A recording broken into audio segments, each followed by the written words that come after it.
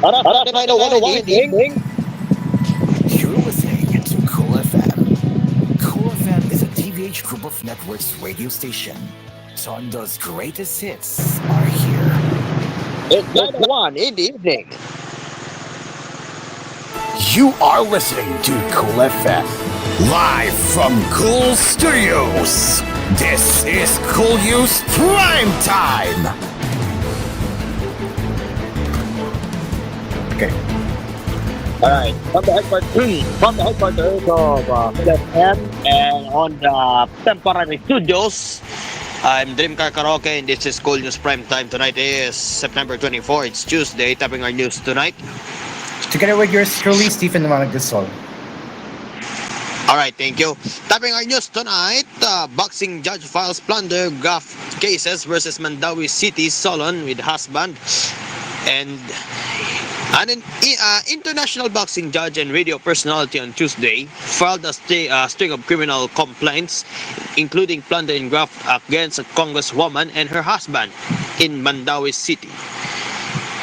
Edward Ligas asked the asked the office of the ombudsman for the Visayas to investigate Mandawi City Representative Emery Dolores Lollipop Owano Dizon and her husband, Barangay Opao Captain Nixon Jojo Dizon, for plunder, violation of the anti-graft and corrupt practices, falsification of public documents, and falsification of their statement of assets, liabilities, and net worth. According to Ligas, this is the classic case of graft and corruption, a crime of plunder, and I am filing this as a taxpayer. Ligas accused the Dizon couple of illegally acquiring a 2,500 square meter lot that was part of the 186 hectare reclamation contract between the city government of Mandawi and a private developer.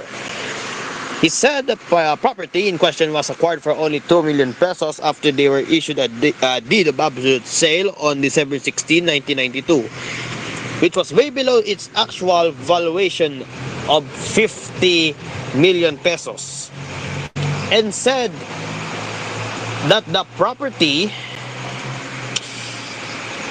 is currently worth over 70 million pesos, computed at 28,100 pesos per square meter.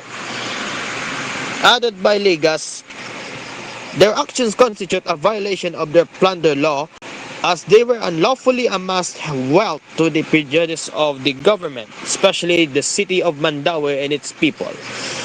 And added that on May 28, 1992, the Mandawi Regional Trial Court Branch 28 named the city government as the owner of the reclamation project that was conveyed and assigned to the Mandawi Realty and Resources Corporation through a memorandum of agreement. The original certificate of title for 186 hectares of reclaimed lot was issued on March 1, 1993 to Mandawi City, but on January 15, 2003, Mareco became the owner of the lot that was sold to the Dizons. The Dizons then registered lot 1K3F2 under the names, which led to the issuance of TCT 55310. The transfer of the title was done after the decent couple presented to the Register of Deeds two documents, which is deed of absolute sale dated December 16 in 1992 and a confirmation dated December 19 in 1996 as a proof to the property was already sold to them. But Liga said that the 2002 subdivision survey and the TCT issued in 2003 was annotated in the 1996 document. And then when the property was registered under the names Owano Dizon was already working as a private secretary, which is for her father, the late Mandawi City Mayor Tadeo Teddy Uwano, and she continued to serve as his private secretary until June 30, 2007. Of course, Ligas alleged that the 1996 confirmation was falsified to make it appear that the transaction took place before she joined the government service. Once added by Ligas, simply put, graft and corrupt practices include bribery, extortion, and nepotism, and which is characterized by the putting self-vested interest above the mandate of mandate of serving for public welfare, accompanied by secrecy and deception without regard of their effect to the public.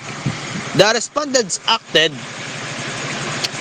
in concert and connivance with each other in the commission of the crimes with clear criminal intent to conceal, falsify, and gain from the acts. Also in the news tonight, passenger bus catches fire in Quezon and all on board safe. A passenger bus caught fire on the Maharlika Highway in Barangay Doña Aurora here before dawn on Tuesday in Calawag, Quezon. Police said the Raymond bus with license plates ACC 8630, driven by Arden Penola, was on its way to Bicol when he suddenly applied the precautionary brake, followed by an explosion. Penola parked the bus on the outer lane of the road and noticed that the rear right end tire burst and triggering a fire. His conductor and all passengers safely disembarked. Police said the bus was totally burned. Also in the news, Marikina LGU slams fake news on class suspension. The local government of Marikina City clarified on Tuesday that the news circulating about the supposed class suspensions on September 23 and 24 is supposedly fake.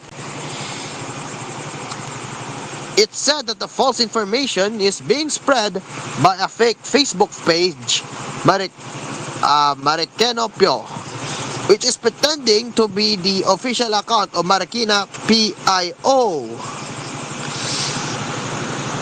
Marikina PIO posted that classes in the city were suspended on the 2 dates of September 23 and 24 due to the nationwide transport strike. The post was claimed that the suspension was ordered by Mayor Marcy Teodoro, which the local government confirmed to be false. They encouraged the public to stay alert and help fight fake news. According here to the local government of Marikina, manatili tayong alerto at mapanuri laban sa mga impostor na Facebook account na ang tanging layunin ay manlilag at mamerisyo ng kapwa. Sama-sama na nating labanan ang fake news. Also in the news tonight in local here in Cebu, 42 men betting on spider combat apprehended in Cebu City. Police did arrested a group on men betting on spider combat on Monday night in Barangay Lorega, San Miguel. Police Major Marvin Pegarido, chief of the Parian Police Station, said the illegal gambling activity was reported by a concerned citizen to the 911 national hotline after noise created by the bettors. A total of 42 persons were arrested, and according to Fegarido, it was like a fiesta. When the spiders start to fight, those who place bets will start shouting. Seized during the operation were improvised small boxes containing 32 live spiders. The bettors created an improvised spider fighting arena that was also seized by the police. Bet money worth over 2,470 pesos was confiscated, and the charges for violation of Presidential Decree 1602 that imposes stiffer penalties against illegal gambling will be filed against the arrested persons. And mga kalma, ang oras natin is now 9:11 in the evening. Join with DJ Stephen for the second gap of koolNews Primetime. Oras natin is now 9:11. We'll be back after these words.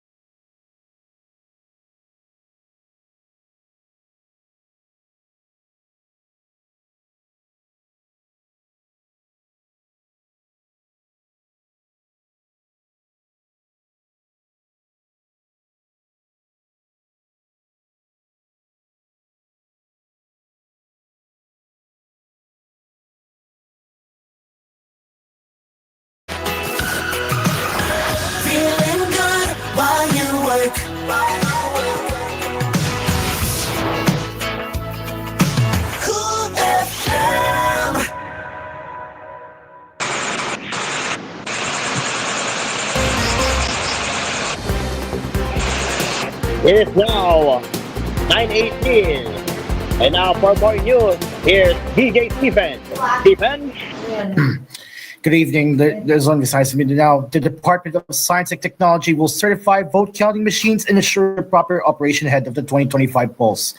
Commission on Elections Chairman George Garcia said on Tuesday the DOST certification will be conducted in November or December, alongside the international certification that will be done abroad. According to Garcia, this is the first time that a parallel testing will be done by DOST alongside an internal certification. He said, on the sidelines of the inspection of printing machines at the National Printing Office, para malaman natin kung talaga ba yung hardware or kaya nila yung software. Garcia previously said that Comelec asked the Technical Evaluation Committee if DOST could conduct the VCM certification. Apologies to the background. Section 11 of Republic Act number 9369, or the Election Automation Law of 2007, states that the Technical Evaluation Committee shall certify through a chosen international certifying body that the automated election system is operating properly, securely, and accurately. The Technical Evaluation Committee is composed of Comelec, DOST, and the Department of Information and Communications Technology, or DICT. Actually, ang chairman ng Technical Evaluation Committee ay DOST representative at therefore sila ay gagawa ng terms of reference upang alamin ano ang pamamaraan, ano ang prosesong gagawin para sa pag-conduct ng testing ng DOST, Garcia said. The poll party chief also said that the certification will boost the confidence in the effectiveness of the VCMs. He explained that he will address this to the DOST. It is good that we have an international certification and the DOST certification. Even just the software, at least our confidence will increase, and later on the DOST can test the software and the hardware of the machines. The Comelec chairman also said they could move to amend the law for DOST to conduct the sole certification of VCMs. From Manila, a disbarment complaint was filed against former presidential spokesperson Harry Roque over a malicious Facebook post linking President BBM to the viral Polvoron video. Roque dismissed it as a mere desperate act of attention and something that should not be made public. It was former acting cabinet secretary Melvin Matibag who filed a disbarment complaint against Roque before the Supreme Court on Tuesday, September 24. Roque said in a statement, "We must understand that the posting of the video on social media is protected by free speech under the privilege doctrine. It involves a serious disease of a president that deserves an admission or denial. PBBM has not done either. Also, the Polvoronic video is a national security matter affecting the lives and futures of millions of Filipinos. The authenticity and the content of the video deserves widespread discussion." Roque continued to accuse the House of Representatives Quad Committee on crushing him because of the Polvoron video. He said, "Sa lahat ng ito, isa lang sigurado, pinupulbos ako ng Quad Committee dahil sa Polvoronic video.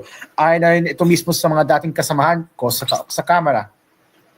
In an interview with the reporters, Matibag stressed that it had been established that the viral video was fake. He said, "Attorney Harry Roque and I are friends, and there's nothing to do about politics or personal. As I said earlier, I want to help the judicial system come out with a jurisprudence for us lawyers to be guided on how to behave on social media." He also believed that the maximum penalty should be given to Roque, thus the filing of a disbarment complaint, since the latter is an expert in the law.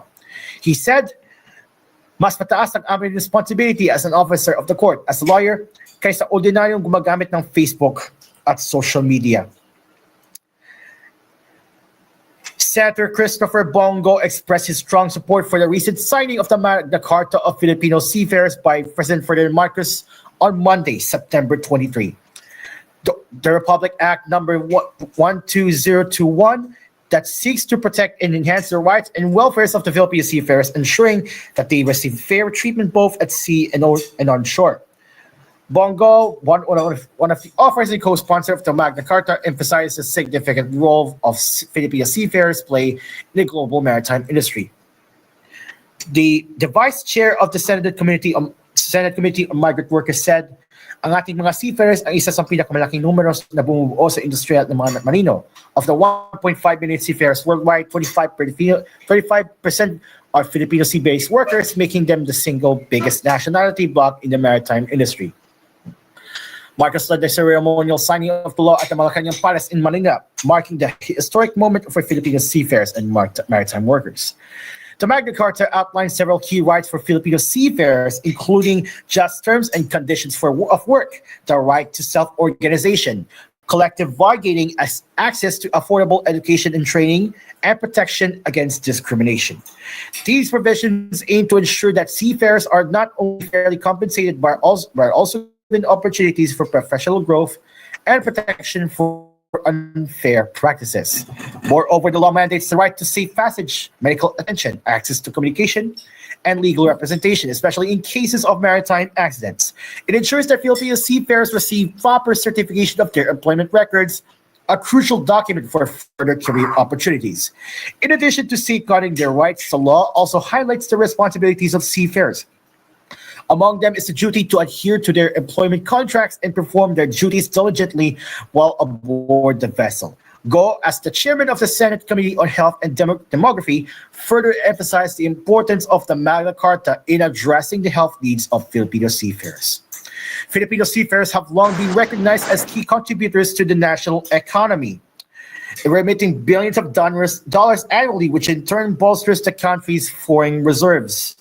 With the signing of the Magna Carta, Go is hopeful that this will not only elevate the standards for seafarers' welfare, but will also make the Philippines a model in maritime labor rights.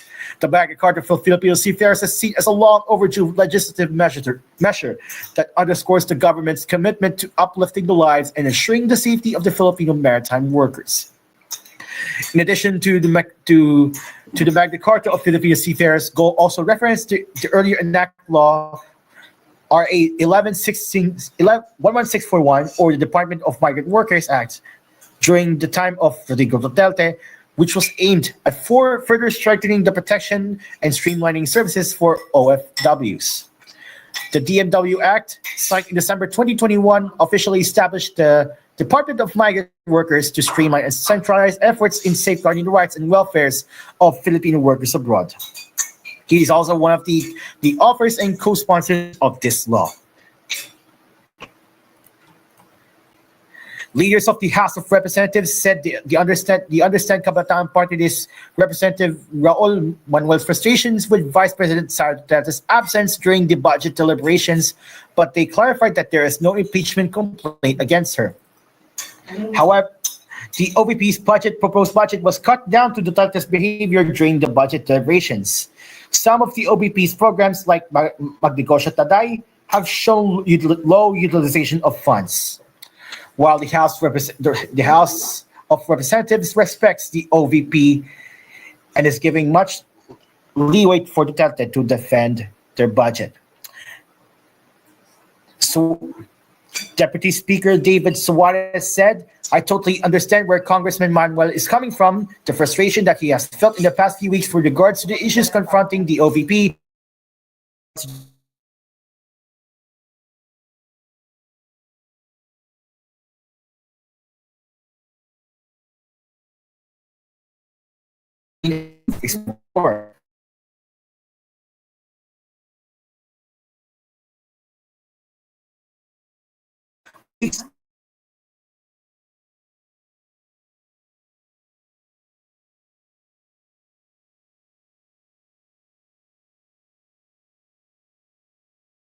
Can be September 22 in Hamburg, Germany. Linkin Park debuted a new song called Heavy is the Crown. In addition to being included on the Reunited Group's upcoming album, From Zero, it will be also featured in the World Championship League of Legends Worlds 2024 in Europe. The new song will debut on September 24 tonight at 11 p.m. Philippine Standard Time, where you can watch the fan shot footage of the. But you can also watch a fan shot footage of the Hamburg performance online today. In addition to the song's debut, the performance featured the band's current single, The Emptiness Machine, as well as LP classics like Crawling, One Step Closer, What I've Done, Numb, and In the End. Linkin Park's Mike Shinoda said in a statement, "It's been an amazing experience partnering with Riot Games to bring this anthem to the global League of Legends community. The song is a real highlight of this new era for us, harnessing our signature sound and infusing it with fresh energy. We're so excited for players and fans to experience this. Heavy is the Crown featuring Linkin Park will once again premiere tonight at 11 p.m. Philippines Standard. Ladies and gentlemen, from the BibleGateway.com and Philippine Christian Family Broadcasters, verse of the day in Hebrews chapter 12, verse 14. Strive for peace with everyone and for holiness, which with no one will see the Lord. Anything else for us, Stream Card?